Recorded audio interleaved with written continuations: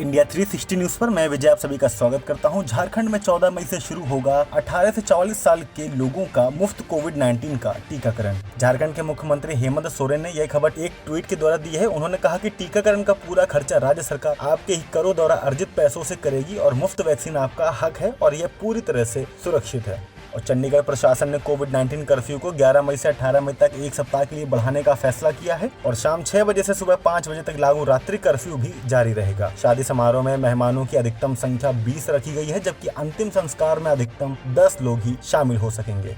और ओला ने सोमवार को गिव इंडिया की साझेदारी में अपनी O2 फॉर इंडिया पहल की घोषणा की, जिसके तहत वह अपने ऐप के जरिए लोगों को मुफ्त ऑक्सीजन कॉन्सेंट्रेटर्स डिलीवर करेगी। यूजर्स ऐप के जरिए कॉन्सेंट्रेटर्स का अनुरोध कर सकते हैं, जिसे वैलिडेट होने पर डिलीवर किया जाएगा और आवश्यकता खत्म होने पर वापस भी लिया जाएगा। और ओला के मुताबिक कॉन्सेंट्रेटर्स और ट्रांसपोर्ट दोनों ही मुफ्त है। रेलवे बोर्ड के चेयरमैन सुनीत शर्मा ने कहा है कि कोविड-19 संक्रमण के कारण अब तक 1952 रेल कर्मियों की मौत हो चुकी है और रोजाना करीब 1000 कर्मचारी संक्रमित हो रहे हैं। शर्मा ने कहा कि हम परिवहन के व्यवसाय में हैं और हम सामान व लोगों को लाते और ले जाते हैं। फिलहाल 4000 कर्मचारी और उनके परिजन अस्पतालों में भर्ती हैं। और आंध्र प्रदेश के चित्तूर जिले के कलेक्टर एम हरिनारायण ने बताया है कि तिरुपति स्थित SVRR अस्पताल में सोमवार शाम 5:10 पर ऑक्सीजन की आपूर्ति रुकने के चलते 11 कोविड-19 मरीजों की मौत हो गई। उन्होंने बताया कि श्री पेरम्बदूर से टैंकर आने में हुई देरी के चलते ऐसा हुआ है और मुख्यमंत्री YS जगनमोहन रेड्डी ने घटना पर शोक जताया है। और केंद्र ने सुप्रीम कोर्ट को बताया है कि कोविड-19 के मरीजों का इलाज कर रहे केंद्र राज्य सरकारों के सभी अस्पतालों को निर्देश दिया गया है कि वैध पहचान पत्र न होने की वजह से किसी को भी भर्ती करने से मना नहीं किया जाएगा। इससे पहले केंद्र ने कहा था कि अस्पतालों में प्रवेश के लिए कोविड-19 की पॉजिटिव रिपोर्ट जरूरी नहीं है। द्वारका स्थित माउंट कार्मल स्कूल दिल्ली का पहला निजी स्कूल है जिसने अपने परिसर में 100 बेड का कोविड-19 केयर सेंटर तैयार किया है। उप मुख्यमंत्री मनीष सिसोदिया ने सोमवार को सेंटर का दौरा करके बताया कि जरूरत पड़ने पर इसे बड़े अस्पताल से लिंक किया जा सकता है। सेंटर में ऑक्सीजन बेड्स, ऑक्सीजन कॉन्सेंट्रेटर्स व सभी जरूरी दवाइयाँ उपलब्ध हैं। और केरल की पहली राजस्व मंत्री व JSS अध्यक्ष KR गौरी का मंगलवार को 102 वर्ष की आयु में निधन हो गया। वह केरल में लोकतांत्रिक रूप से चुनी गई पहली कम्युनिस्ट सरकार में राजस्व मंत्री थी। 1994 में पार्टी विरोधी गतिविधियों के कारण CPI से निकाले जाने के बाद उन्होंने JSS का गठन किया था। और देश में कोविड-19 के दैनिक मामलों में लगातार दूसरे दिन कमी दर्ज की गई और सोमवार को 3,66,161 नए मामलों के मुकाबले मंगलवार को 3,29,942 नए केस रिपोर्ट हुए। और पिछले 24 घंटों में कोविड-19 से 3,876 मौतों के बाद कुल मौतें 2,49,992 हो गई हैं। WHO ने कोरोना वायरस के B1617 वेरिएंट को वैश्विक स्तर पर चिंता का विषय बताया है, जिसकी पहचान सबसे पहले भारत में हुई थी। कोविड-19 पर WHO की टेक्निकल लीड मारिया वैन करखोव ने कहा कि हमारे पास ट्रांसमिसिबिलिटी बढ़ने की जानकारी है और B1617 को आमतौर पर कोरोना वायरस के डबल म्यूटेंट स्ट्रेन के तौर पर जाना जाता है।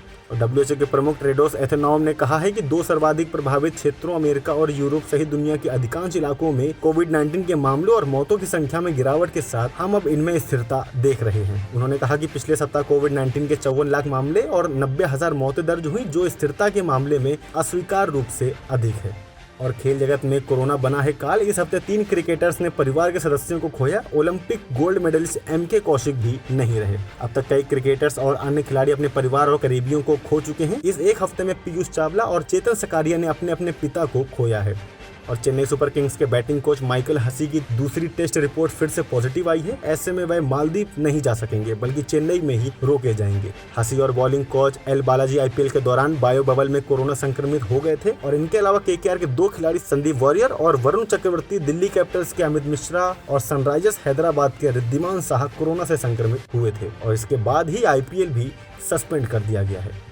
और अभिनेता निर्देशक फरहान अख्तर ने ड्राइव इन सेंटर में कोविड-19 की वैक्सीन लगवाई, जिसके बाद सोशल मीडिया पर उनकी आलोचना की गई। एक ट्विटर यूजर ने उन्हें VIP ब्रेड कहते हुए कहा कि ये सेंटर 60 साल से अधिक उम्र के लोगों के लिए है। और इसी के साथ में फरहान ने उन्हें जवाब दिया कि ड्राइव इन 45 साल से अधिक लोगों के लिए भी है। अब हम अपने समय से समाज के लिए कुछ रचनात्मक करेंगे।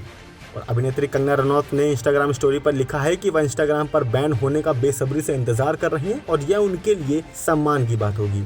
उन्होंने लिखा कि इंस्टाग्राम पर सभी पूंजीवाद के शिकार हैं, राष्ट्र के प्रति उनमें उदासीनता और नफरत भयानक संकट है। और आपको बता दें कि कोविड-19 पर कंगना का एक पोस्ट इंस्टाग्राम ने डिलीट किया है।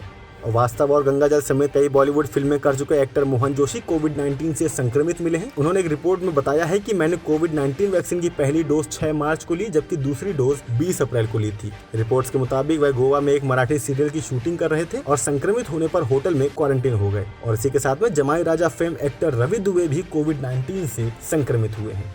और इसी के साथ में मौसम की खबर। पिछले 24 घंटों के दौरान गंगेय पश्चिम बंगाल, उड़ीसा, पूर्वी मध्य प्रदेश, छत्तीसगढ़ और मराठवाड़ा में हल्की से मध्यम बारिश के साथ कुछ स्थानों पर भारी बारिश हुई है। अंडमान और निकोबार द्वीप समूह, केरल, असम, अरुणाचल प्रदेश, उप हिमालयी पश्चिम बंगाल और उत्तर प्रदेश की तलहटी में हल्की से मध्यम बारिश के साथ 1-2 स्थानों पर तेज बारिश हुई। और अगले 24 घंटों के दौरान असम, मेघालय, अरुणाचल प्रदेश, केरल, तटीय कर्नाटक, पश्चिम बंगाल के कुछ हिस्सों और सिक्किम, तटीय उड़ीसा और अंडमान और निकोबार द्वीप समूह के कुछ हिस्सों में हल्की से मध्यम बारिश के साथ 1-2 स्थानों पर भारी बारिश और गरज के साथ बौछारें पड़ने का अनुमान है। और साथ ही साथ पंजाब, हरियाणा, दिल्ली एनसीआर और राजस्थान के कुछ हिस्सों में धूल भरी आंधी और बारिश भी हो सकती है।